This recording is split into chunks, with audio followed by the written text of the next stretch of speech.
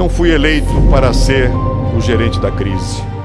Fui escolhido pelo povo para superá-la, para continuar a construir uma economia estável, moderna, aberta e competitiva, para prosseguir com firmeza na privatização.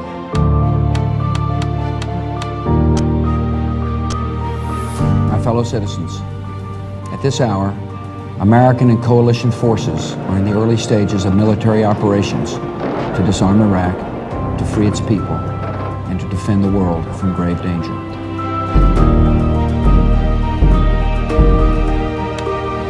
Temos de construir consensos que não eliminem nossas diferenças, nem apaguem os conflitos próprios das sociedades democráticas. Eu estou feliz pela oportunidade que a história me deu de ser a primeira mulher a governar o Brasil.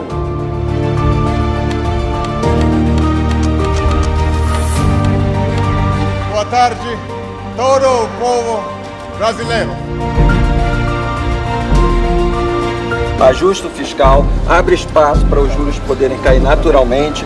Não se trata de concordar ou não com o governo, mas de combater um golpe de Estado que poderá mergulhar o Brasil em um doloroso processo. Pela memória do coronel Carlos Alberto Brilhante Ustra, o pavor de Dilma Rousseff. Estamos fazendo a modernização das leis trabalhistas e você terá inúmeras vantagens. Não aturarei de um cidadão que vem aqui e não sabe ouvir a posição de uma mulher eleita.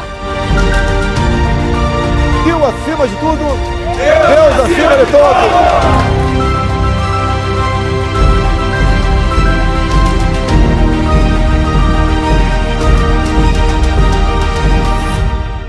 A revolta contra a injustiça, a revolta contra esse desequilíbrio social desumano é um fato inescapável. E precisamos, portanto, como jornalistas, contar a verdade como ela é.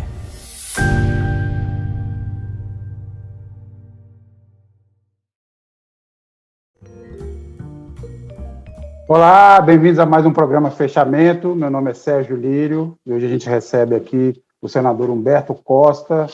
Senador, boa noite, bem-vindo aqui. Boa noite. Boa noite, um prazer estar com vocês. Eu vou fazer aqui uma introdução muito rápida, que o senador tem um compromisso e ele gentilmente aceitou participar do programa hoje para responder algumas perguntas sobre o tema principal dessa semana, que é o relatório da CPI da pandemia, e a sua lista de crimes, né, atribuídos ao Bolsonaro e aos filhos, e aos asseclas, e aos amigos. A gente também vai falar aí da crise gerada no Ministério da Economia, debandada no Ministério da Economia por causa do lançamento do Auxílio Brasil, que é o programa eleitoreiro do Bolsonaro, que vai substituir o Bolsa Família, e que abriu criou tensão no mercado, e abriu aí essa crise aí no que resta do superministério, o ex-superministério do Paulo Guedes posto Ipiranga. Vamos falar aqui também de outros assuntos, mas, como eu disse, vamos aqui aproveitar ao máximo o senador Humberto Costa. Antes de eu fazer a primeira pergunta, eu só queria aqui apresentar os meus companheiros de bancada, Ana Flávia Gussen, Maurício Tuzvou, André Barrocal e Rodrigo Martins. Na medida do possível aqui, a gente também vai tentar fazer alguma pergunta de quem está nos assistindo. Senador, primeiro, obviamente, agradeço mais uma vez a presença do senhor à disposição. Eu vou começar pela pergunta assim, do ponto que gerou uma certa polêmica essa semana, um racha na CPI, que foi a questão de alguns crimes que vazou-se que alguns crimes seriam atribuídos ao Bolsonaro. No relatório houve uma negociação e eles acabaram saindo, mas eu vou me concentrar no caso do genocídio. Isso também criou, a retirada do termo genocídio também causou uma divisão aí, teve gente que reclamou, e eu pergunto ao senhor, dado o que a CPI apurou, ouviu, reuniu de provas durante o seu trabalho, era possível ou não atribuir o crime de genocídio ao Bolsonaro? Bem, como a nossa CPI ela tratava diretamente do tema pandemia, esse é o objeto, nós conseguimos identificar vários crimes cometidos com características de crime contra a humanidade, contra determinados povos vulneráveis, como os indígenas, como os próprios quilombolas e como a população de um modo geral. No entanto, para que nós pudéssemos caracterizar o genocídio, e isso caracterizar dentro do que prevê o Estatuto de Roma, outras coisas eram necessárias. Se você juntar a ação do governo Bolsonaro, que permite a invasão de garimpeiros e grileiros nas terras indígenas, que não demarca terras, que permite o tráfico de madeira em terras indígenas, que permite massacre de determinadas aldeias perpetrados por jagunços, etc., e juntar com o que aconteceu na pandemia, sim, nós temos um crime de genocídio. E, aliás, todas essas outras coisas a que eu me referi representam, para mim, crime de genocídio. Porém, isoladamente, apenas lidando com a situação da atuação do governo na pandemia em relação aos indígenas, ficaria muito difícil fazer essa caracterização. E por que nós procuramos ter um pouco de preciosismo nisso? O que não faltam em relação a esse relatório são pessoas para tentarem desqualificá-lo. Então, nós não queríamos, de forma alguma, que alguém pudesse estabelecer qualquer questionamento de ordem legal. Segundo, o que nós queremos com esse debate sobre genocídio ou não, a crime contra a humanidade, é levar o presidente Bolsonaro ao Tribunal de Haia na forma de uma comunicação. E o tribunal ele é extremamente rigoroso na aceitação dos casos.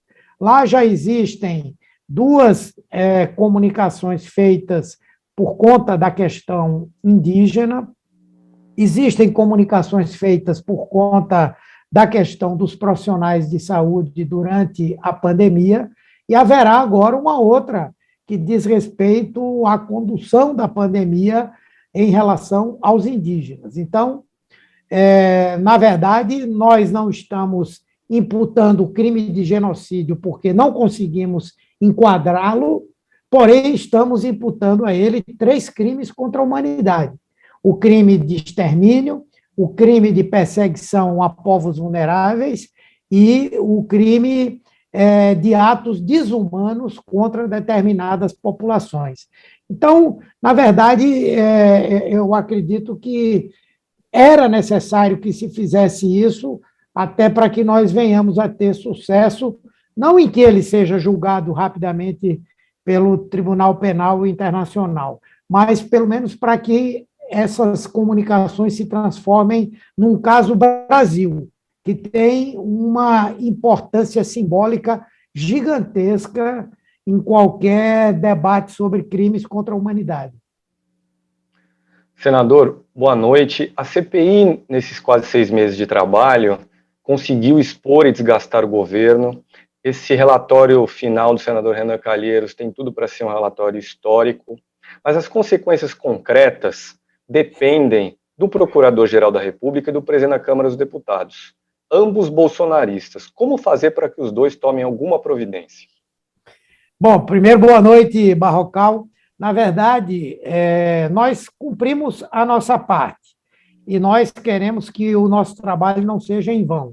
Uma das coisas que nós vamos fazer é criar uma espécie de observatório para acompanhamento das medidas que devem decorrer, não é, do relatório e do trabalho da CPI. Nós vamos fazer esse trabalho. Segundo, nós contamos com a pressão da própria sociedade para que aqueles que têm responsabilidade de lidar com esse relatório assim o façam da melhor maneira possível. Por exemplo, o presidente da Câmara deverá ser o primeiro a receber o relatório da CPI na próxima quarta-feira. E eu acredito que o passo seguinte será de que algumas entidades de relevância nacional apresentem à Câmara dos Deputados um pedido de abertura de um processo de impeachment contra o presidente da República, baseado no trabalho da CPI. Segundo reza a lei de 1954, que trata das CPIs, numa questão como essa, o presidente da Câmara seria obrigado a manifestar uma posição de concordância ou discordância. Essa é uma interpretação. Há outras pessoas que acham que não. Mas, se isso é certo, ele teria que dizer se o processo deve continuar ou não. Em fazendo isso, ele ensejaria um pedido de trazer a discussão para o plenário. Ou seja, se ele disser não dou continuidade, pode ser feito um recurso ao plenário e isso abre uma discussão que vai envolver o país como um todo. O Procurador-Geral da República, eu acredito que pela sua história e pelo desejo que ele deve ter de preservar a sua reputação, ele também não vai ignorar o trabalho da CPI. Se isso acontecer, nós já estamos preparados para apresentar ao Supremo Tribunal Federal uma ação subsidiária para que o Supremo determine à Procuradoria-Geral da República a abertura de processos para apurar os crimes denunciados pela própria CPI. Como eu disse também, nós levaremos o relatório tanto ao Alto Comissariado dos Direitos Humanos da ONU, a Comissão Interamericana de Direitos Humanos, levaremos também ao Tribunal de Haia e vamos encaminhar para aquelas situações em que as pessoas indiciadas não têm foro especial para o Ministério Público dos diversos estados, além de encaminharmos ao Tribunal de Contas da União, a Controladoria Geral da União.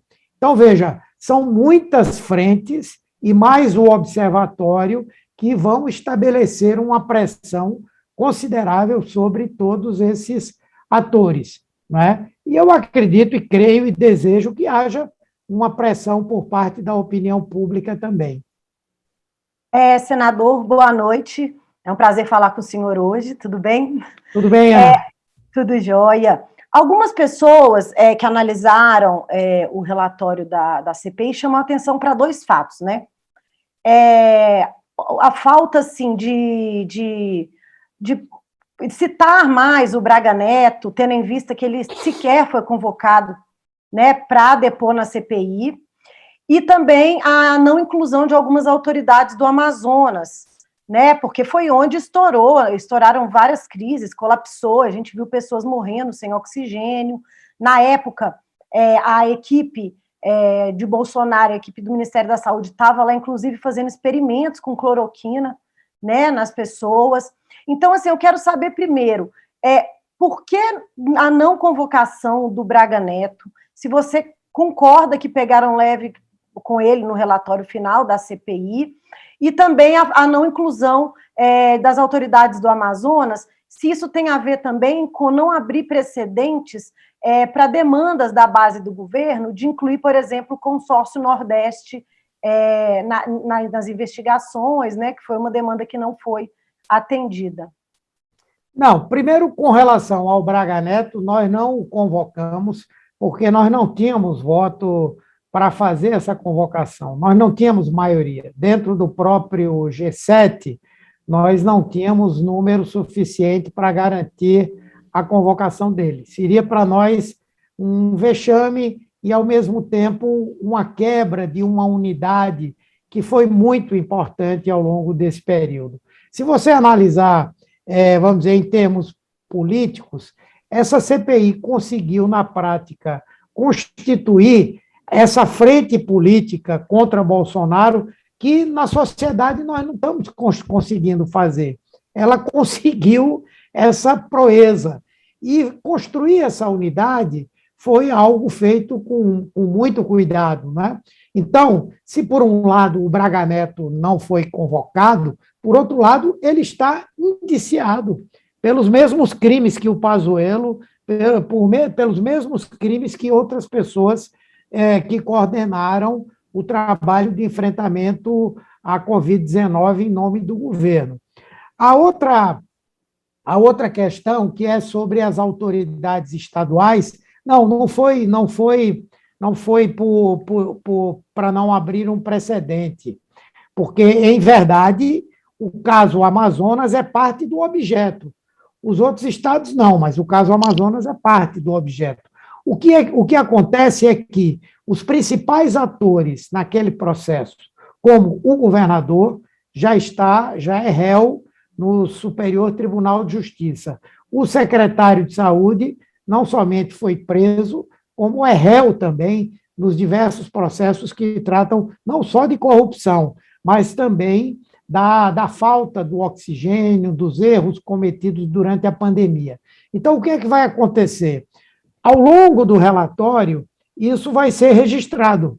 Tá? Quando se falar da crise do Amazonas, vai haver um registro de que pessoas que tiveram responsabilidade importante, entre elas o governador do estado, o secretário de saúde e mais fulano, já estão sendo objeto de processos judiciais tocados por tais ou quais instituições. Né? Agora, senador, o Flávio Bolsonaro, filho do presidente, a primeira reação que ele teve após a divulgação do relatório foi dizer que o pai dele reagiria com uma bela gargalhada. Depois o próprio Bolsonaro tentou desqualificar o relatório, dizendo que foi um trabalho conduzido pelo Renan Calheiros, que não teria, segundo ele, condições morais para conduzir qualquer processo. E a indústria da mentira já está ativa nas redes sociais, fabricando as versões mais fantasiosas, de que até mesmo a EMA foi indiciada pelo relatório. Objetivamente, assim, o que o relatório da CPI indica para coibir o trabalho dessa indústria da mentira, dessas pessoas que são dedicadas a fabricar versões fantasiosas e que contribuíram de forma decisiva para o agravamento da pandemia no Brasil? Bem, nós estamos indiciando algumas pessoas e denunciando alguns sites, né, alguns blogs, pela difusão de notícias falsas e desinformação durante o período da CPI. Aliás, nós tivemos um trabalho importante de troca de informações, de compartilhamento de informações com o Supremo Tribunal Federal e também com a CPI das fake news. Há algumas propostas de projetos de regulamentação dessa questão das redes sociais. Provavelmente, nós não vamos enveredar muito por esse caminho. Por quê? Porque hoje, na Câmara, já há um projeto que passou pelo Senado e que está na Câmara dos Deputados, sendo objeto de uma ampla discussão, de maneira que nós possamos ter uma regulamentação no Brasil que não cerceie a liberdade de expressão, mas também não permita que o discurso de ódio, a notícia falsa, continuem a ser disseminados de forma impune. Não é? Então, o que a CPI dá nesse momento é agregar a outros processos existentes o indiciamento dessas pessoas, a demonstração de como isso é uma ação articulada e que tem a participação do presidente da República, dos seus filhos, de funcionários do alto escalão do governo e, portanto, serão encaminhadas esses indiciamentos ao Ministério Público para que ele dê sequência às investigações. E, inclusive, vamos repassar tudo isso para o Supremo também, que tem o processo mais avançado até agora de investigação. Agora, do ponto de vista da legislação, a nossa avaliação, eu creio, essa pelo menos é a minha avaliação, e eu já conversei com alguns senadores, é melhor que nós deixemos o processo mais avançado, que é esse da Câmara, continuar, e depois esse processo voltar ao Senado para que ele seja votado definitivamente. Eu acho que esse é o melhor caminho, para que no ano que vem, ano eleitoral, nós possamos ter uma legislação que minimamente coíba esse tipo de prática, não é? Boa noite, senador Humberto, tudo bem? Boa noite, como está, Maurício? Tudo jóia. Senador, apesar dos vários crimes, né, que foram relatados aí, né, no relatório do Renan, estarem tipificados e tudo mais, e muitos deles apontam para mais investigações. Eu queria que o senhor falasse um pouco sobre isso, e mais especificamente de um caso que eu sei que foi o seu gabinete que levantou a maioria das informações, aqui no Rio de Janeiro, né, a interferência da Superintendência do Ministério da Saúde nos hospitais federais do Rio, um escândalo que envolve milhões de reais e que tem provavelmente a participação do filho do presidente também, do senador Flávio Bolsonaro, e que tem fraude em processo licitatório, acerto com empresas para poder dividir contratos, enfim. O que o senhor falasse a partir dessa questão do Rio, de um modo geral, como as investigações ainda estão em aberto devem continuar na visão do senhor? Veja, esse seu questionamento, ele me permite fazer uma digressão aqui sobre a CPI como instrumento de investigação. A gente que estuda história, alguns que viveram, como eu tive a oportunidade de viver, episódios anteriores, como a CPI dos anões, a CPI do Collor e tal, as CPIs perderam muito da capacidade que elas tinham de ser uma investigação diferenciada, não é? Uma das razões é essa, é que o Supremo foi estabelecendo uma série de limites, porque abusos houve também lá no passado, e isso limita muito a capacidade da investigação.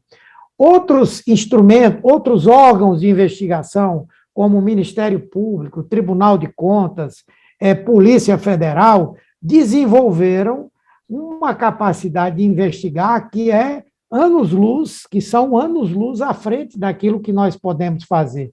Então, nós temos um limite, não é? Eu creio que dentro desse limite a CPI foi bem. Os indícios que ela colheu, as evidências que ela constatou, se ela fosse continuar a trabalhar, nós não teríamos os instrumentos para esse aprofundamento, nem o tempo necessário para fazê-lo. Pegando o exemplo do Rio, o que é que a gente, por exemplo, supõe que acontece no Rio de Janeiro na área da saúde? Existe uma ação criminosa que envolve a Secretaria de Estado, provavelmente as secretarias de vários municípios e os hospitais federais. Empresas que trabalham para essas organizações sociais, para as secretarias, trabalham também para os hospitais federais. Muitas vezes com outros proprietários, com outros nomes, e, por vezes, o que acontece de ilícito aqui, a corrupção passiva, etc., as propinas são pagas por aqui. Pelo outro lado, onde você tem, por exemplo, as organizações sociais. Nós vamos precisar fazer uma discussão sobre transparência de organização social. A organização social, se você quiser saber como ela funciona, em que é que ela aplicou o dinheiro, está tudo ali. Agora, a relação da organização social com os fornecedores da organização social é algo que não tem nenhuma transparência. Então, tem empresa que paga no contrato com a organização social a propina que foi gerada num contrato fraudado dentro do hospital federal, entendeu? Então, isso vai exigir uma investigação muito mais longa. Por exemplo, nós demos uma ajuda significativa ao Tribunal de Contas da União. Por quê? Porque o Tribunal de Contas da União, ele analisa os contratos, mas ele não tem acesso ao sigilo bancário, fiscal, e tudo que nós levantamos sobre isso, nós encaminhamos para o Tribunal de Contas da União. O pouco que a gente conseguiu apurar, além do que o Ministério Público já havia feito, nós também passamos para o Ministério Público. Então, eu acho que agora há uma condição melhor de se investigar ali o Rio de Janeiro, inclusive porque nós trouxemos alguns temas à luz, não é, que se falava, mas não se dizia com todas as letras. Por exemplo, é absolutamente claro que essas milícias existentes no Rio de Janeiro, elas têm participação em empresas que prestam serviços aos hospitais federais. Então, o governo federal, Ministério Público, o governo estadual, quer dizer, tudo isso tem hoje mais elementos para poder investigar. E uma coisa interessante é que essa República das Milícias, não é? Que é o nome de um livro de um cientista político e jornalista lá da USP, em São Paulo, que é bem interessante, ela é interessante porque ela recolhe propina, ela chantageia desde o vendedor de pirulito a uma empresa que tem um contrato milionário. Quer dizer, é um tipo de crime que ele além de continuado, ele é muito amplo, é muito vasto, né? E a gente deu, eu creio, que uma ajuda nisso aí. Mas ali, na minha opinião, só para concluir, na minha opinião, ali só vai acontecer alguma coisa na hora que você tiver o governo estadual e o governo federal trabalhando juntos para desmontar esse esquema das milícias. Senador, a gente tem recebido aqui muitas perguntas aqui. Eu vou fazer uma primeiro do Carlos Almeida. E queria saber como é que se explica a retirada do nome do pastor Silas Malafaia do relatório, lembrando que o Malafaia até se jactou nos últimos dias por conta disso, né? Mostrou todo o seu heroísmo, tirou um sarro. E o Carlos Almeida pergunta por que o Silas Malafaia não está no relatório? Bom, primeiro porque ele já está sendo investigado pelo Supremo Tribunal Federal. Segundo, porque tudo que ele gostaria que nós fizéssemos seria dar a ele um palanque, um motivo para ele atacar a CPI, atacar uma série de pessoas e fazer a defesa das sandices cometidas pelo governo nesse processo. Então, não foi nenhum recuo, porque nós estávamos temerosos de que ele pudesse, sei lá, cometer algum tipo de ação contra nós, até porque o problema do Silas Malafaia é que se trata, na verdade, de um picareta, né? Então, nós achamos melhor não dar luzes a ele para que ele pudesse tentar desmerecer ou desqualificar a investigação que foi feita. O que é dele está guardado, não vai demorar muito. A julgar pelo acesso que a gente teve ao inquérito do Supremo Tribunal Federal, ainda muita gente vai ter que se haver com a lei no Brasil. Agora, senador, embora a Ana Flávia tenha perguntado já sobre o Braga Neto, também a gente recebeu aqui várias perguntas. O Tiago Flores, por exemplo, o Celso Teixeira. A pergunta é: por que há tão poucos militares citados no relatório? A CPI teve receio em enfrentar aí a participação ou nominar os militares que participaram dessa tragédia?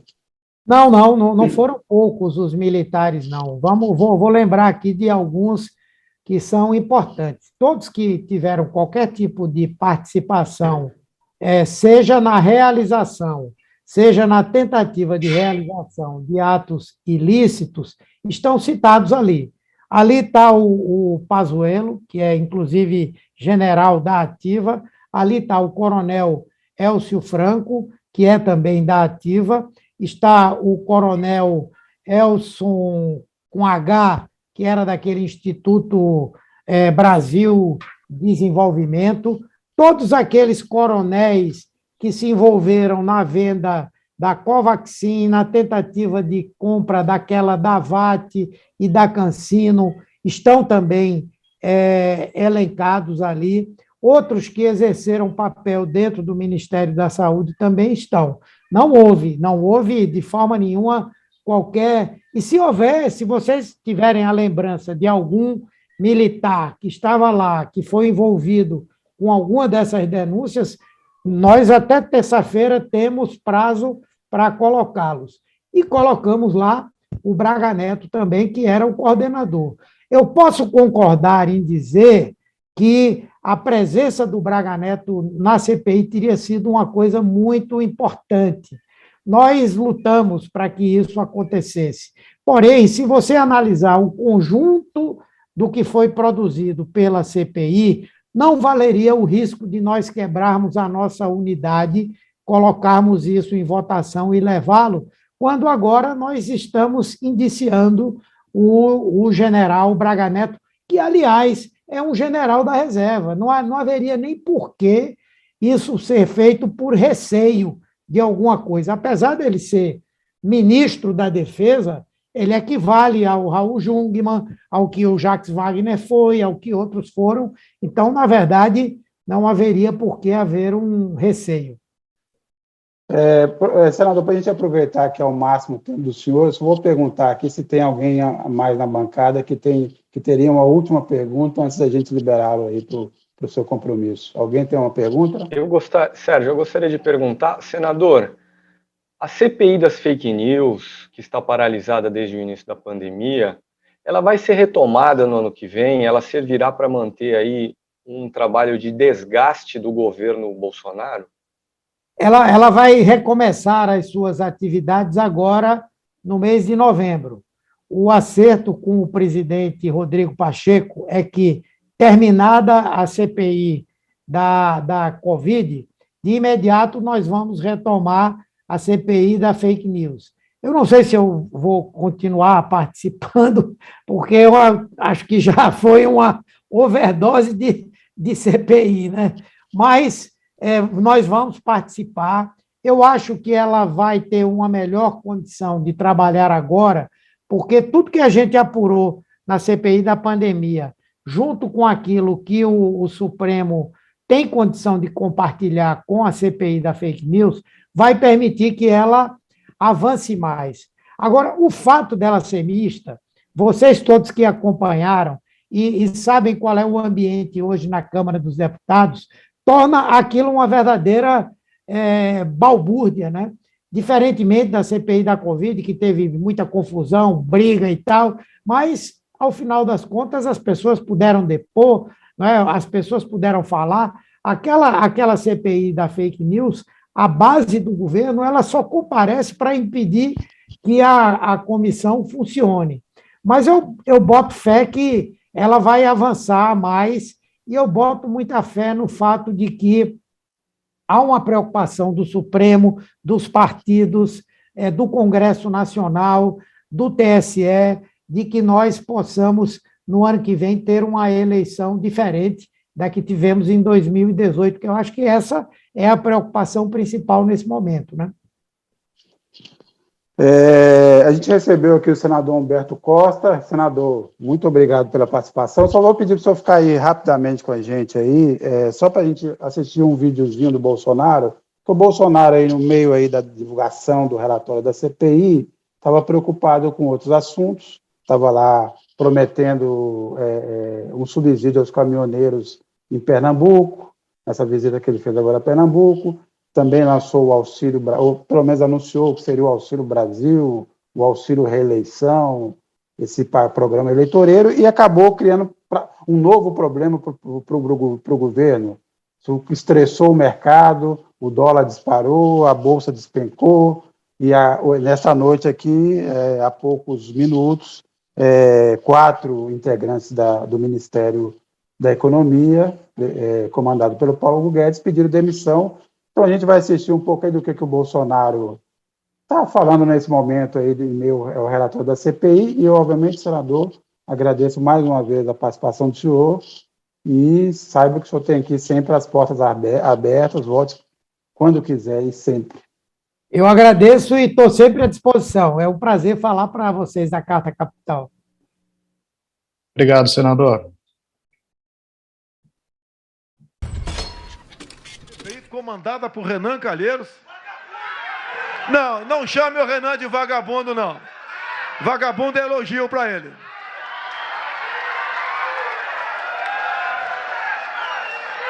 Não há maracutaia lá para o Brasília que não esteja o nome do Renan envolvido. Eu queria falar, a gente vai falar desse assunto daqui a pouco, porque eu tenho aqui uma pergunta do senador, o senador que finalmente conseguiu entrar nesse programa no início, né? Deve ser por conta do meu retorno aqui, ele que estava tinha abandonado. Obrigado, senador, pela audiência, pelo apoio. E ele pergunta sobre o xilindró do Alan dos Santos, já foi discutido. A gente não discutiu a decisão o despacho do ministro Alexandre de Moraes do Supremo, que determinou a prisão e a extradição do blogueiro Alan dos Santos, que nesse momento está escondido nos Estados Unidos.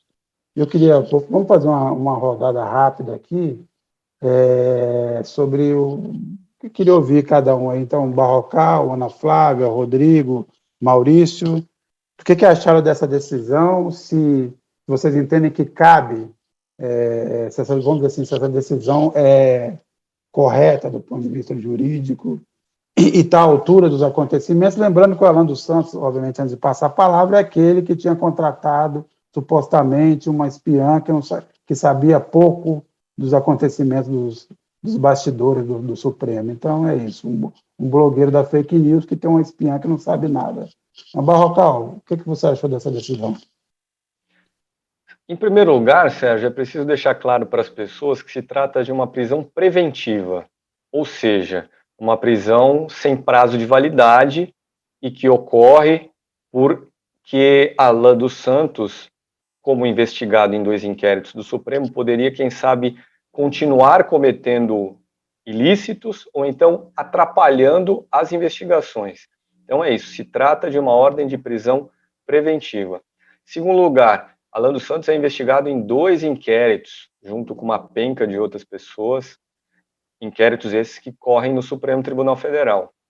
Um é aquele famoso inquérito das milícias digitais, aberto em março ou abril de 2019. O outro é um inquérito mais recente, aberto para investigar se essas milícias digitais constituem uma organização criminosa. Eu destaco aqui, Sérgio, também, que na semana passada o Alan dos Santos teve a sua página pessoal no Instagram suspensa, o canal do seu Terça Livre, seu blog Terça Livre, suspenso no YouTube, e 2 semanas atrás, ele, Alan dos Santos, e seu canal Terça Livre tinham tido as contas suspensas no Twitter. O Alan dos Santos está foragido nos Estados Unidos, refugiado nos Estados Unidos desde o ano passado, em agosto, ele foi para lá em agosto, está lá desde fevereiro com o visto vencido, e o juiz Alexandre de Moraes então determinou que seja requisitada uma ajuda da Interpol para capturá-lo lá nos Estados Unidos e conseguir a extradição dele aqui para o Brasil.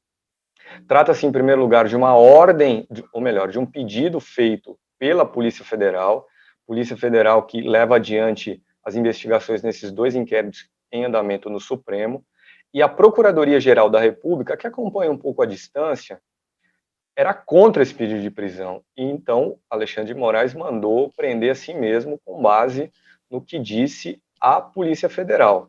E Alan dos Santos, para terminar, é outro dos personagens investigados em um inquérito administrativo aberto pelo Tribunal Superior Eleitoral esse ano, inquérito esse que pode levar à inabilitação de Jair Bolsonaro para disputar a reeleição do ano que vem.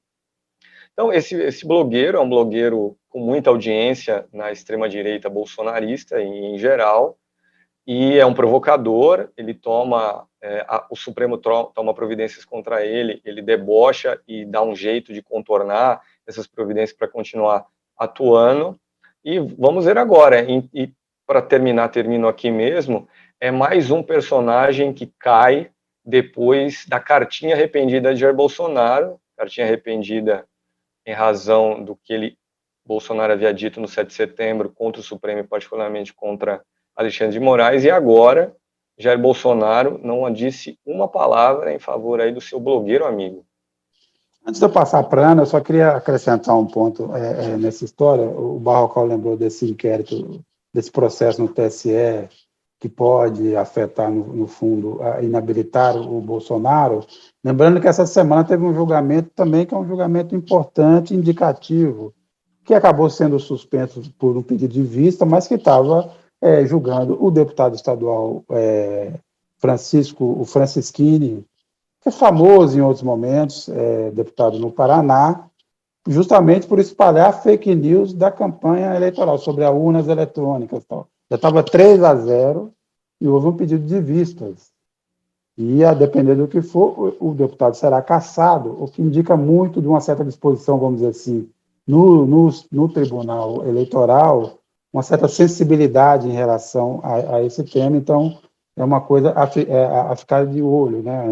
Não uma relação direta entre os processos, mas ali uma disposição a ser analisada. Ana, você está de volta aí, o pessoal aqui falando, muito bem, parabéns, muito bem, Ana está de volta, você mais cedo mostrou para a gente seu braço biônico.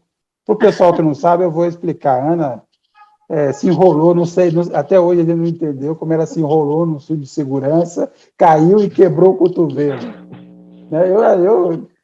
Eu fiquei achando que isso era lorota de mineira, como ela conheço bem essas historinhas, tá? Mas ela mostrou a cicatriz, realmente a coisa não está legal, mas ela está melhorando. Tem essa coisa, passar pelo aeroporto, passar por coisas de loja, tá? Por exemplo, lá na Zara, lá do Ceará, talvez você fosse barrada. A Zara que agora...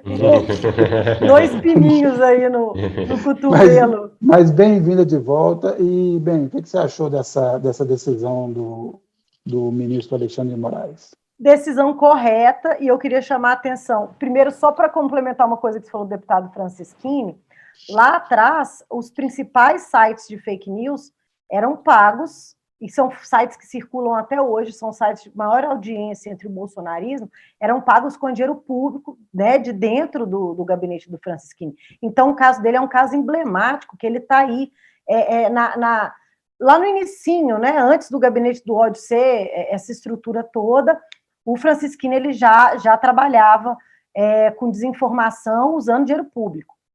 Então, eu quero chamar a atenção para uma parte da decisão do Alexandre de Moraes para pedir a prisão do blogueiro Alan dos Santos.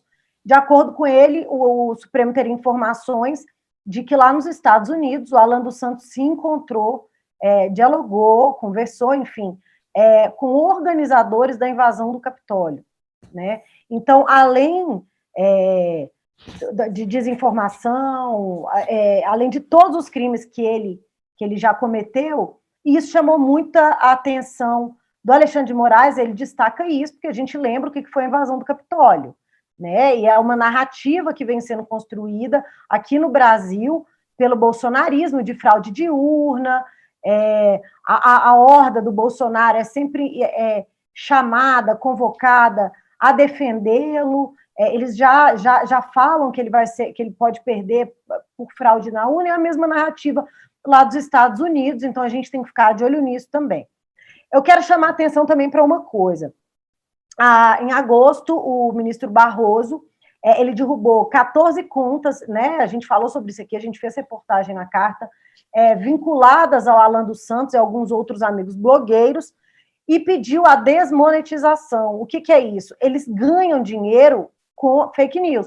Fake news, hoje em dia, é o que mais rende verba nas redes sociais, porque é o que tem maior consumo, é o que tem maior impacto. Então, é um bom negócio trabalhar com fake news.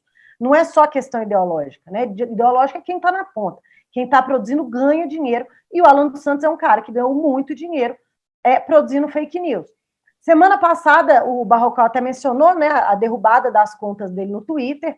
Ele criou uma nova... porque, como eu acompanho grupos internos, eu recebo muita mensagem do Alan dos Santos. Ele recriou uma conta com outro nome, e ontem, antes da decisão do Barroso, ele soltou aqui, no grupo, conheça as nossas redes sociais. Eles criaram um perfil onde o Alan dos Santos atua diariamente, que chama-se Artigo 220. O que é o Artigo 220? É o Artigo 220 da Constituição, que fala sobre liberdade de expressão. E é lá que ele tem feito as lives dele, inclusive ele fez ontem, anteontem, basta você checar. Eles estão no YouTube, no Twitch, no Twitter, no Instagram, tem um site e eles também estão no Getter, que é a plataforma criada pelos assessores do Donald Trump, lá em janeiro, quando ele foi banido das redes sociais. Agora eles estão lançando uma outra também, junto, inclusive, com bolsonaristas, né? São duas. Então, só para chamar a atenção que, depois de todas as decisões, ele continua operando, aí você já não acha mais Alan Terça Livre. Agora, eles migraram do Telegram, eles migraram para essas redes sociais com esse artigo 220, que é o novo canal, e que provavelmente já deve cair aí nos próximos dias com a prisão dele. Essa a estratégia do bolsonarismo, de continuar mantendo a narrativa, mesmo perseguido até pelo Interpol, mesmo na lista da Interpol. Eles não param, né? Porque é um projeto maior. Eles têm guarida americana e eles têm guarida aqui no Brasil também. Dinheiro, né? Porque quem a propósito, antes de inventarem esse artigo 220, quer dizer, ele surge a ideia do artigo 220 quando, na verdade, houve uma determinação para que ele, Alan dos Santos, né, o Terça Livre, saísse do ar por conta dele, Alan dos Santos, ser indiciado. Então, o que ele fez? Ele transferiu os direitos do Terça Livre para uma ONG chamada Artigo 220. Quer dizer, foi a primeira estratégia para ele fugir das determinações judiciais. Depois que caíram todas as páginas do Terça Livre, aí ele adotou o nome propriamente dito. Ou seja, ele é vamos falar francamente, é um criminoso contumaz. Né? É um criminoso contumaz. E vou além, recentemente, no site da Carta, o jornalista Glenn Greenwald publicou uma coluna em que ele vinha em defesa do Alan dos Santos, naquele episódio em que o Alan dos Santos se disse vítima de violação do sigilo da fonte, porque a Polícia Federal expôs a fonte dele no Supremo Tribunal Federal. Né? E dizia o Glenn que assim, não deve competir a ninguém declarar quem é ou não jornalista, porque isso é um precedente perigoso, e levanta lá o caso do Assange e outros episódios que ele teve contato muito diretamente. E eu me permito aqui discordar do Glenn. Eu acho que não existe, assim, a gente precisa deixar claro o que é atividade jornalística e o que é produção de mentira. Porque se a gente for equiparar as duas coisas, então, jornalista já não vai ter mais prerrogativa nenhuma. Né? Qual que é a lógica do sigilo da fonte? É que eu, jornalista, se eu sofrer algum processo, tal, eu não posso ser obrigado a dizer quem foi que me passou a informação. Eu posso vir a ser condenado, eventualmente, se eu não comprovar as informações que eu apresentei. Mas eu não posso ser obrigado a dizer quem é que me passou a informação. Coisa que uma testemunha comum não pode fazer.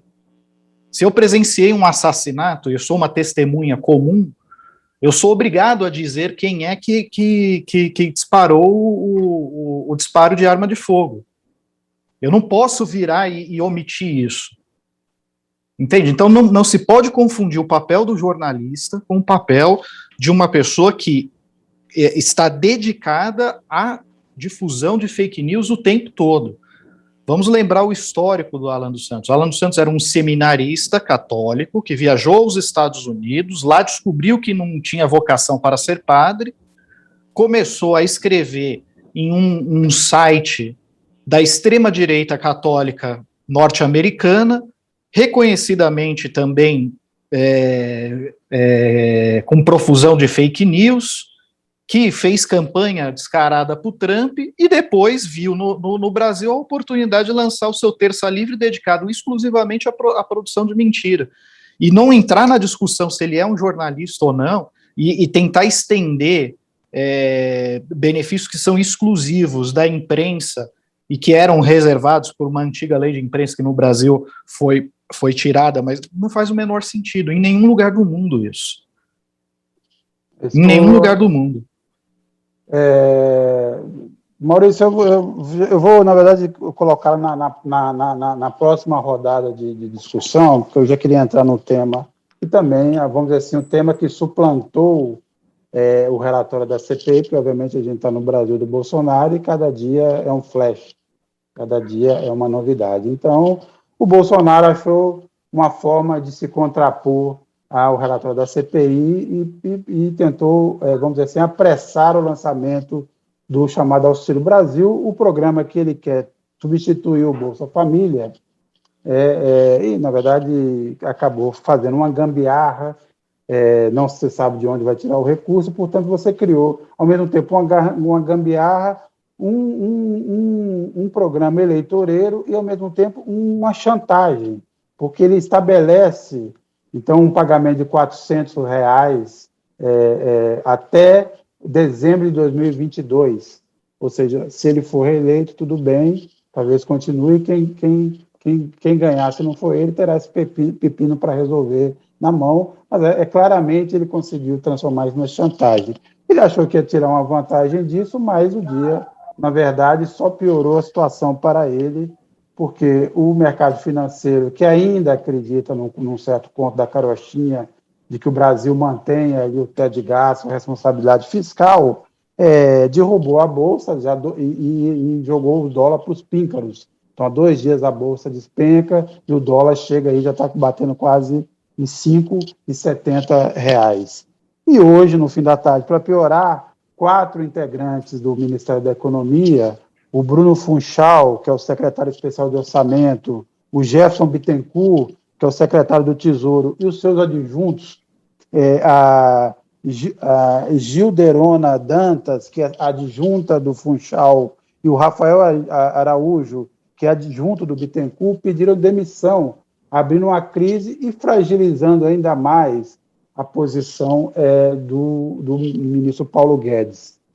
Eu vou, obviamente, começar pelo Maurício,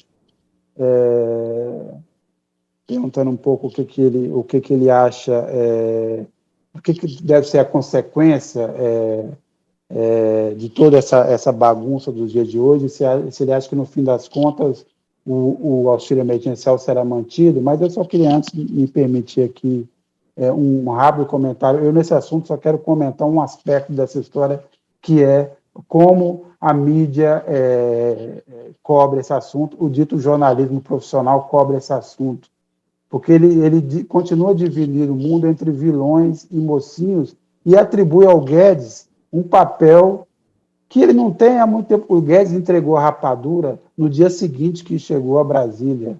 Não resta nada do liberal, do posto de piranga, do homem que ia tomar conta dos cofres públicos para que não tivesse nada. O Guedes hoje é um ministro apegado ao cargo e faz de tudo. Então, a resistência dele ao Auxílio Brasil não durou nem 24 horas. Na manhã de hoje, ele já tinha arrumado desculpas para defender o indefensável. Defender o indefensável é o seguinte: não que você não tenha que ter esse programa, mas é que ele é uma gambiarra que, inclusive, vai destruir o Bolsa Família, que é um programa bem estruturado e é talvez o programa mais eficiente, programa social, hoje, no mundo inteiro. E o que o Auxílio Brasil vai fazer vai ser bagunçar o que o Bolsa Família construiu aí ao longo de uma década.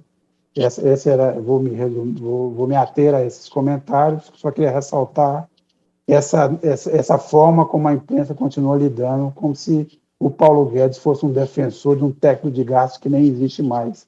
Eu realmente diria o seguinte: o Bolsonaro não é uma exceção, ele é parte dessa grande moldura que nós vivemos, porque o Brasil é essa loucura, é esse mundo paralelo. O Brasil é um mundo paralelo, não precisa nem de fake news, ele é a fake news naturalmente, porque a imprensa conta essa história de uma forma totalmente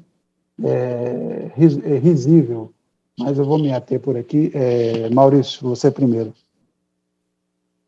Sérgio, primeiro em relação ao ministro Guedes, né? Eu estava fazendo uma comparação àquele filme do Benjamin Button, né? Eu esqueci o diretor agora, que o Brad Pitt é o ator principal, que o personagem nasce velho e vai ficando novo até morrer, né? No caso do ministro Guedes, foi assim: ele entrou um gigante, ou aparentemente um gigante, né, no governo, e veio diminuindo de tamanho, e agora está pequenininho. Ele é um Benjamin Button da economia, e está prestes a assumir. Porque, nesse momento, o que resta para ele, né?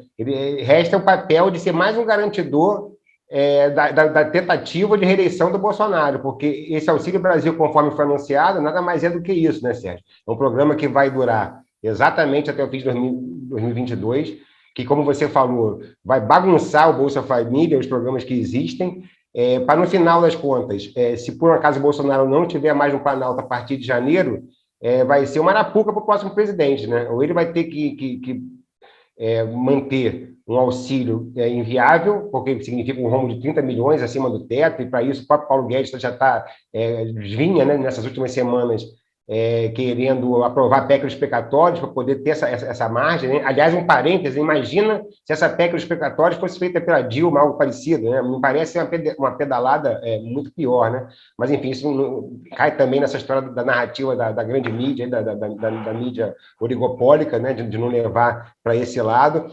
Mas eu acho que realmente daqui para frente é eleição pura, e esse Auxílio Brasil está aí para isso, né? Para tentar garantir que o Bolsonaro tenha entre as classes, como é que o Paulo Guedes usou um termo, que eu me esqueci agora, dos mais vulneráveis, algo assim, que ele tenha uma possibilidade de ter um número de votos que o leve pelo menos ao segundo turno. Eu vejo dessa forma.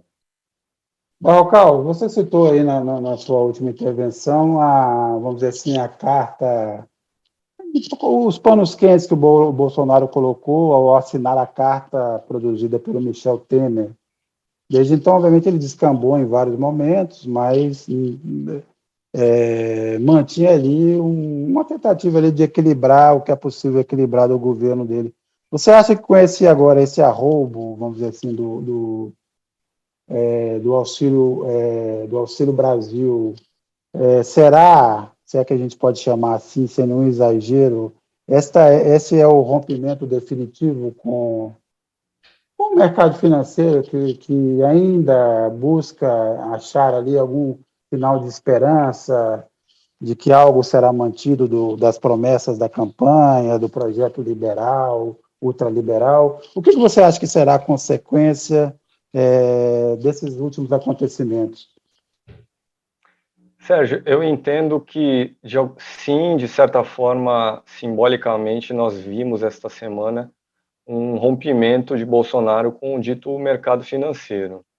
E o motivo disso é a eleição. Claro, hoje é dia 21 de outubro. O segundo turno da eleição do ano que vem será em 23 de outubro, ou seja, nós estamos praticamente a um ano exato da eleição do ano que vem. E Brasília, nesse momento, já funciona no compasso da eleição do ano que vem. Eu entendo também que essa história que nós vimos essa semana de auxílio emergencial, ou Auxílio Brasil, ou Bolsa Família ampliado, o que quer que seja, no valor de R$400, é um desdobramento da história que eu contei na semana passada aqui na Carta Capital, que foi a tentativa do dito Centrão de aproveitar a situação de Paulo Guedes, ministro da Economia, e sua conta em paraíso fiscal para um acerto de contas com o ministro da Economia. Aliás, Paulo Guedes tem uma empresa no paraíso fiscal, não uma conta no paraíso fiscal. Mas o fato é que o Centrão, na Câmara dos Deputados, aproveitou esse momento embaraçoso de Paulo Guedes para colocar a faca no pescoço dele. E por que isso? Por duas razões, também contei na semana passada. Uma razão duvidosa, beira o não republicanismo, que é a impossibilidade de empregar apadrinhados em bancos públicos que estão debaixo do guarda-chuva de Paulo Guedes. A outra razão é uma razão mais republicana. Com essa política econômica comandada por Paulo Guedes, a reeleição de Bolsonaro no ano que vem e a eleição de todos aqueles que estiverem atrelados ao governo vão ficar mais difíceis. Qual é o resultado econômico do governo Bolsonaro até agora? Desemprego é de 14%, temos 20 milhões de pessoas entre desempregadas e desalentadas. A inflação chegou a 2 dígitos em 12 meses, tá? Em 10% até setembro, 12 meses até setembro. O poder de compra de quem está empregado com isso cai. Nós vamos ter no ano que vem mais um orçamento sem reajuste real do salário mínimo. Qual a previsão de crescimento da economia para o ano que vem? É da ordem de 1% no tal do mercado, mas tem estimativa bem menor. O Banco Itaú acredita em só 0,5%. Então, o ano que vem, a economia jogará contra a reeleição de Bolsonaro. E ele foi obrigado, desde já, a partir para uma solução, que é essa solução de, então, vamos dar dinheiro na mão das pessoas. O que, veja só, tem todo o jeitão de uma decisão eleitoreira. Mas o que disse o ex-presidente Lula numa entrevista ontem a uma rádio da Bahia? Disse Lula, não, eu não acho que seja eleitoreiro, o PT defende, inclusive, que sejam R$600 de auxílio emergencial. Por que isso? Porque o Brasil hoje simplesmente é um país que está à beira de estar quebrado. Um país que, para a população, proporciona uma vida muito difícil. É quase uma profecia que se autorrealizou. A política econômica de Paulo Guedes produz esses resultados que eu mencionei há pouco, então não resta alternativa ao governo Bolsonaro que não seja distribuir dinheiro na forma de algum programa de transferência de renda. São esses R$400. E ao dito mercado financeiro, não resta muita alternativa também. Porque hoje, com base nas pesquisas, só existem dois concorrentes. Ou é Lula, de quem boa parte do mercado financeiro não gosta, tem desconfianças quanto a uma política econômica no governo do PT, ou Bolsonaro. Bolsonaro pode até ser que, passada a reeleição, volte a fazer algum tipo de composição com o mercado financeiro. Aliás, talvez faça uma composição na própria eleição, na base do argumento, olha, sou eu ou Lula, quem que vocês querem? Então, é isso, nós vamos ver um país cada vez mais no compasso da eleição e, para os brasileiros em geral, isso vai ficar muito difícil, porque as consequências econômicas aí serão bastante complicadas nos próximos meses. Eu vi que a Ana levantou a mão aí, quer falar, né? Deixa eu rapidinho, só complementar aqui. Obviamente que, dada a situação brasileira, da miséria, da aprofundamento da fome, do desemprego, é óbvio. E um outro ponto, a falta de reajuste do Bolsa Família, inclusive desde 2018, os valores estão congelados, eles não dão conta do que tem acontecido, inclusive com essa inflação galopante. É óbvio que você tem que reajustar, é óbvio que você tem que rever, é óbvio que você tem um cadastro único hoje que tem condições de você melhorar as polícias, mas não é isso que está acontecendo, né? O problema todo nessa história toda é que tudo está sendo feito de uma forma que, no fim das contas, só vai piorar a estrutura que existe e foi montada, dado o que se sabe até agora dessa política. E, segundo, ela é baseada em verdade, e se quer tirar dinheiro, que também vai piorar a situação do país. Assim, na verdade, não tem nem a coragem e a responsabilidade de criar e buscar a receita onde ela deve ser buscada. Você quer fazer um calote nos precatórios, você quer tirar, você não sabe exatamente de onde você vai tirar, aí você acaba cortando orçamento de outras áreas de importância. Na verdade, é o caos total. Este é o que, no fundo, é o grande problema dessa gestão desastrosa que a gente está vivendo até hoje, sem tirar nenhuma o ponto, sem diminuir o ponto central dessa história. A única alternativa para melhorar a situação do Brasil, dar algum alento, é colocar realmente dinheiro na mão das pessoas nesse momento. E tem que ser mais do que o Bolsa Família dá hoje, e tem que ser mais gente do que o Bolsa Família alcança. Ana Flávia, depois o Rodrigo pode emendar também, porque o Rodrigo acompanha muito esse assunto do Bolsa Família também, ele pode dar alguns detalhes do que vai acontecer se esse plano vigorar, o que acontece com o Bolsa Família. Mas, Ana, você primeiro. Eu quero chamar a atenção para um pulo do gato que o governo tentou dar hoje, que é mudar, reajustar o teto de gastos, né? A ideia deles qual que é? Corrigir os limites orçamentários, que não são reajustados desde 2017, e adiar o pagamento de parte dos precatórios.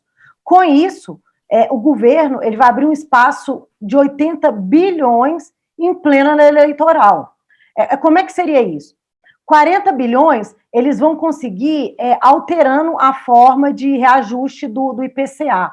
A proposta é que o teto seja corrigido pelo IPCA nos últimos 12 meses, de janeiro a dezembro, e não de junho a abril, como é feito atualmente, né? O que abriria uma janela de 30 bilhões para o ano que vem.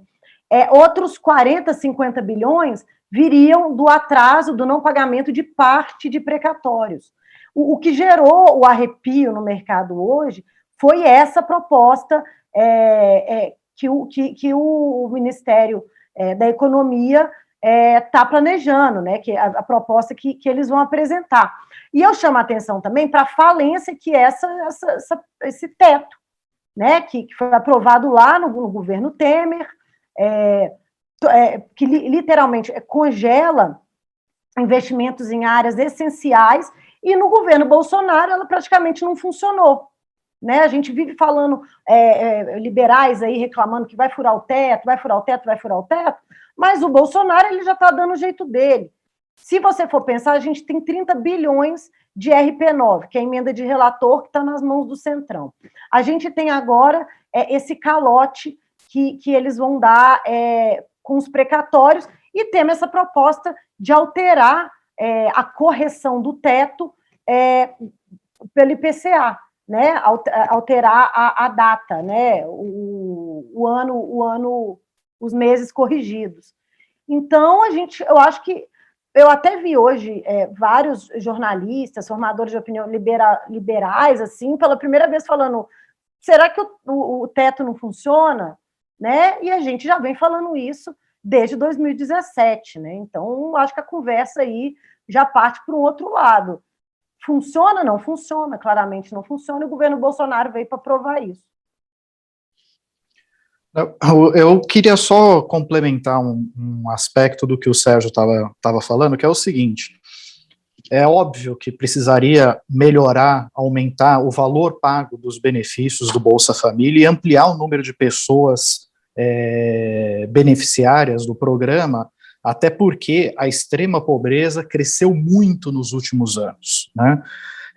Só que o governo Bolsonaro ele não está se limitando a fazer isso, ele não pega a mesma estrutura do Bolsa Família, aumenta o valor dos benefícios e o número de beneficiários. Ele cria um novo programa que contempla um conjunto de 9 tipos diferentes de benefícios. Então não é que cada um vai receber R$400, cada um vai receber um valor diferente, né? Então ele torna o sistema mais complexo, inclusive de ser gerido.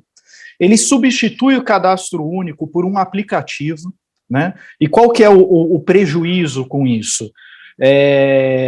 O cadastro único ele é usado, né, nos centros de referência em assistência social do Brasil inteiro para verificar se o indivíduo ele preenche os requisitos não só para receber o Bolsa Família, mas para receber um conjunto de outros benefícios que ele pode ter direito, porque a prefeitura eventualmente tem algum programa de complementação de renda, o governo do estado eventualmente também tem, fora programas de capacitação profissional, programas de inclusão.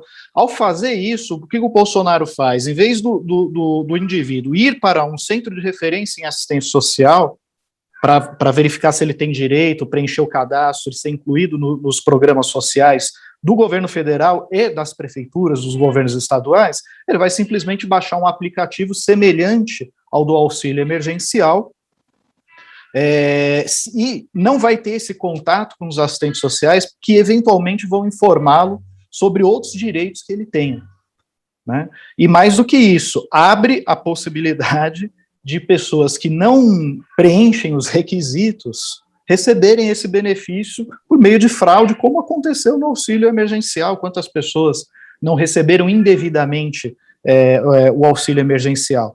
Então, é preciso deixar claro isso, que havia todo um arcabouço teórico construído em torno do Bolsa Família ao longo de 18 anos, que rendeu prêmios internacionais, que levou uma queda absurda na desnutrição infantil, nas taxas de abandono escolar, até porque o Bolsa Família ele tem condicionantes sociais, você precisa manter o filho matriculado na escola, a mãe que está em idade de amamentação, ela tem que manter o acompanhamento, ela tem que fazer pré-natal. Há uma série de condicionantes que fazem com que o Bolsa Família produza efeitos não só para a geração de renda imediata para a família, para satisfazer a fome daquela família, mas para que ela também se desenvolva, para que ela tenha acesso à educação, para que ela tenha acesso à saúde, e tudo isso está sendo desmontado por um projeto feito à base do improviso, de olho no calendário eleitoral. Esse é o problema. O problema não são os R$400. Aliás, pode ser muito mais de R$400. O Lula tem razão, podia ser 600. Eu acho que deveria ser um salário mínimo, né?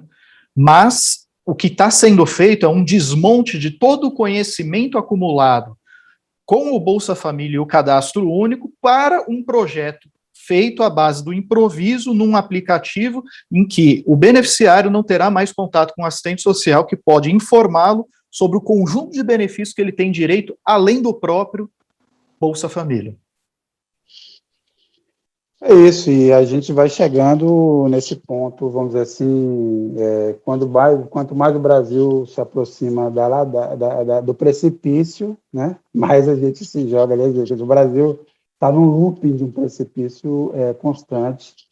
Por falar em looping aqui, já me veio à cabeça aqui certos movimentos da dança, do balé, e a Ana Paula Souza, editora de cultura, comenta justamente essa semana o retorno das companhias de dança, grandes companhias de dança de São Paulo, o Grupo Corpo de Minas, companhias do Rio de Janeiro, estão agora voltando aos palcos da dança que sofreu, vamos dizer assim, tanto quanto o teatro e o cinema, sofreu bastante durante essa pandemia e também teve que se reinventar, arrumar novas formas aí de contato com o público. Quem fala um pouco sobre isso para a gente é Ana Paula Souza.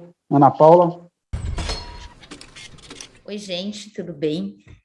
A reportagem principal do Plural essa semana foi feita por um colaborador, o Lucas, e ele foi ouvir as 3 principais companhias de dança do Brasil, que estão, depois de 1 ano e meio, finalmente voltando a se apresentar com o público em teatros grandes. E o que é mais forte, eu acho, nessa reportagem é ver como a pandemia impactou esses grupos, né? Eles não podiam ensaiar, porque a dança é uma arte do toque. E outra questão que se colocou foi o fim dos patrocínios, né? Da Petrobras, então o quanto essas companhias foram impactadas pela crise da cultura no governo Bolsonaro e ainda ficaram impossibilitadas de fazer turnês internacionais. E tem uma segunda matéria que eu queria citar rapidamente, que é sobre uma poeta chamada Olga Savary, que foi uma mulher ilustre, muito conhecida nos anos 50, 60, e que depois desapareceu. E ela morreu de Covid o ano passado, e esse ano a editora Todavia está lançando uma coletânea de poemas dela. Foi a primeira poeta a fazer poemas eróticos no Brasil, a primeira poeta mulher a fazer isso, e ela foi também uma das criadoras do Pasquim, uma figura muito interessante, e que também é muito curioso imaginar por que ela desapareceu por completo do cenário cultural. Bem, como o programa de hoje foi dedicado, assim, a gente teve essa entrevista com o senador Humberto Costa, falando bastante aí da CPI da pandemia, do relatório, a gente acabou não tratando de outros assuntos aqui, que estão na edição dessa semana, que eu recomendo que todo mundo aí compre, assine, indique aos vizinhos, aos amigos, aos inimigos, façam bastante propaganda da revista. Eu vou aproveitar aqui, começando pela Ana Flávia Gussen, que ela aproveite esse comentário aí da semana, na verdade fale um pouco da reportagem que ela fez e também faça aí todos os seus recados, faça a sua propaganda. Ana. Eu queria convidar todos para comprarem a revista Carta Capital, que eu trouxe essa semana uma reportagem sobre uma crise sem precedentes que o Calil está enfrentando na prefeitura, em Belo Horizonte, inclusive na iminência de uma abertura de um pedido de impeachment, e 3 CPIs que ele está enfrentando, e os bastidores dessa crise. Lembrando que Calil foi reeleito com 63% dos votos, na verdade, é a disputa pelo governo de Minas, né? O governo, o Zema entrou com tudo, ele e um aliado federal estão promovendo uma distribuição de cargo, promessa de financiamento de campanha. Então, a gente conta um pouco desse bastidor aí de Minas Gerais, que tem tudo para repercutir nacionalmente, já que Calil acabou sendo alçado a uma figura nacional e chegou a ser considerado até vice em chapas como do Lula, como do Ciro. Enfim, ele tem sido cortejado, e agora está passando por essa crise, e como eu disse, pode ser que nos próximos dias pautem um pedido de impeachment. Então, convidar todos a lerem a matéria, e amanhã, a partir das 18 horas, acompanhar o direto da redação comigo e com o Maurício, aqui no YouTube da Carta. Já aproveito também e chamo o Maurício também fez uma reportagem interessante nessa edição, não teve oportunidade de falar a respeito dela em outro momento, então, Maurício, seu recado final, que eu imagino será falar um pouco da sua reportagem. É isso, Sérgio. Convido nossos leitores também a verem a matéria, porque dia 31 de outubro começa a Conferência das Partes, né, da Convenção sobre Mudanças Climáticas da ONU, a famosa COP26, vai ser a 26ª tentativa de se chegar a um acordo, né, que vem desde lá do Protocolo de Quioto até agora, né, passou a se chamar Acordo de Paris desde 2015, e o avanço vem sendo muito, muito lento. A novidade dessa vez, quer dizer, não chega a ser uma novidade, porque já houve outras participações do governo Bolsonaro nos anos anteriores, inclusive nós nos recusamos a sediar uma COP, né, em 2019, vamos lembrar disso, mas a novidade é que o Brasil, outrora protagonista, agora ele é visto como um ator que pode, inclusive, atrapalhar o andamento do acordo, né? Isso do lado do governo. De outro lado, nós temos uma sociedade civil riquíssima em propostas que estão sendo levadas a Glasgow, né, na Escócia, onde vai ser realizada a COP, e essas propostas vêm desde governos locais, passando por empresários, enfim, ONGs, movimentos sociais. De um lado temos a paralisia do governo, e de outro a sociedade civil brasileira tentando fazer avançar um acordo, né, numa COP que ela vem da sequência de mais um relatório do IPCC, né, do painel intergovernamental de mudanças climáticas da ONU, falando que aquele objetivo, aquela meta de aquecer o planeta no máximo em 1,5 graus nas próximas décadas já foi para o saco. Está muito difícil, porque houve um incremento de 40% nas emissões, e se continuar desse jeito, diz o IPCC, nós podemos chegar a 2100 com um aumento de 5 graus médio na temperatura do planeta, o que é uma coisa assim de ficção científica, né? Ou seja, convido a todos a lerem a matéria, porque o contexto internacional é muito interessante, e a participação do Brasil crucial nesse evento na Escócia. Muito bem, Maurício. Barrocal, além de falar para a gente quem é o convidado amanhã do Poder em Pauta, também dê a sua dica da semana.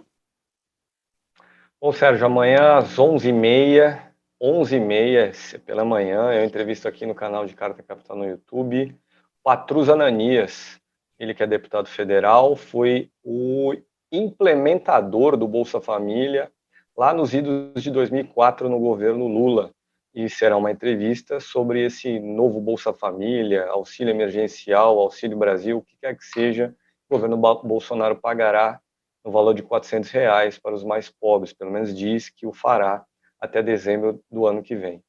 E para terminar a minha participação hoje, eu gostaria de falar dos trabalhadores em geral do Brasil. Tiveram, veja só, uma surpresa para mim, uma vitória essa semana no Supremo Tribunal Federal. Essa semana o Supremo julgou uma ação que havia sido proposta em 2017 pela Procuradoria-Geral da República contra um ponto específico da reforma trabalhista aprovada no governo Michel Temer.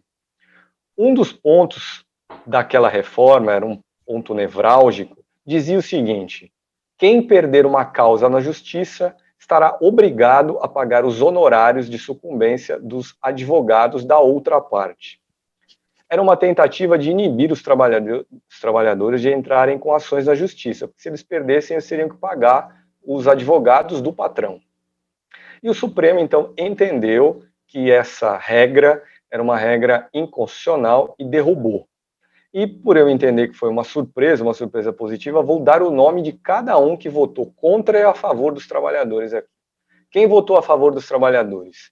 Edson Fachin, Ricardo Lewandowski, Rosa Weber, Dias Toffoli, Alexandre de Moraes e Carmen Lúcia. E quem votou contra os trabalhadores? Gilmar Mendes, Luiz Fux, Nunes Marques e também o último, Luiz Roberto Barroso. Então é isso, notícia boa, enfim, uma para os trabalhadores brasileiros. Muito bem, e o pessoal aí grave o nome dos ministros. Rodrigo, qual a dica da semana? Não, eu gosto, dizem que uma imagem vale mais do que 1000 palavras, então eu vou falar 2000 palavras, porque eu vou pedir para o Cacá passar 2 imagens que me marcaram essa semana. A primeira imagem é a imagem de algumas pessoas revirando um caminhão de lixo na porta de um supermercado em Fortaleza em busca de restos de alimentos. Né? O caminhão de lixo costuma passar no mercado, pegar as sobras de alimentos do supermercado, e um motorista de aplicativo flagrou essa cena, registrou em vídeo, teve muita repercussão nas redes sociais por esses dias. Essa cena ela foi registrada no final de setembro, mas só circulou aí nos últimos dias, e mostra o desespero aí de famílias brasileiras na luta pela sobrevivência, cena essa que, segundo um funcionário do próprio supermercado, tornou-se muito corriqueira nos últimos meses. E a segunda cena é a cena do nosso príncipe herdeiro do califado do Bolsonistão, Eduardo Bolsonaro, na companhia de sua esposa e de sua filhinha, durante a sua viagem a Dubai, onde ele pôde fazer esse belo retrato em família, né, que qualquer turista dos Emirados Árabes pode obter por módicos $1.000. Eu só vou falar dessas duas imagens e deixo as palavras e interpretações para vocês. Muito bem, eu só queria acrescentar aqui, essa piada poderia ser minha, mas não foi do sensacionalista, fez essa piada antes, que o Eduardo Bolsonaro está se especializando, para tentar novamente ser embaixador, agora ele foi aprender a fazer quibe, e aí ele está pareventado aí, piada desse aí. E eu queria agradecer a todo mundo que nos acompanhou, agradecer, obviamente, essa bancada, Rodrigo, Ana, Maurício, Barrocal, dizer também, agradecer, lembrar que esse programa também é transmitido pela TVT, então quem tiver aí, gostou, quiser assistir de novo, daqui a pouco a gente vai estar lá na TVT, então eu me despeço aqui, obviamente, deixo aí a vontade para cada um também se despeça, boa noite, até a próxima. Boa noite, até mais, pessoal. Boa noite. Boa noite aí, gente.